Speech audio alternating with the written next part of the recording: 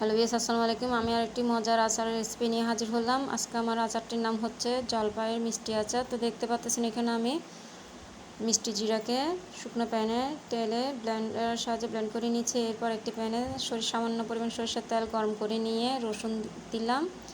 এরপর জলপাইগুলো দিয়ে দিচ্ছি। আর জলপাইগুলোকে আমি আগের থেকে সিদ্ধ করে থেতো করে নিয়েছি। এরপর স্বাদ মতো লবণ দিলাম, 1 চা চামচ হলুদের গুঁড়া দিলাম, 1 চা চামচ ধনিয়ার গুঁড়া দিলাম, সামান্য পরিমাণ মরিচের গুঁড়া দিচ্ছি।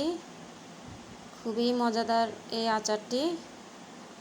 আর জলপাইগুলোকে আমি কিভাবে করে নিয়েছি আশা করি বুঝতে পারতেছেন। আমি খেজুরের গুড় দিলাম, মিষ্টি জিরা গুঁড়াটা দিলাম, পাঁচফোড়নের গুঁড়া দিচ্ছি। এখন কিন্তু বাজারে অনেক বড় বড় জলপাই পাওয়া যাচ্ছে। আশা করি আপনাদেরও ভালো লাগবে। আর এভাবে একবার হলেও তৈরি করে দেখবেন। তো আমি এখানে চিনি দিচ্ছি, যেহেতু জলপাইগুলো টক তাই এখানে আমি আর একটু খেজুরের গুড় দিলাম। খুবই মজাদার আচারটা, কিন্তু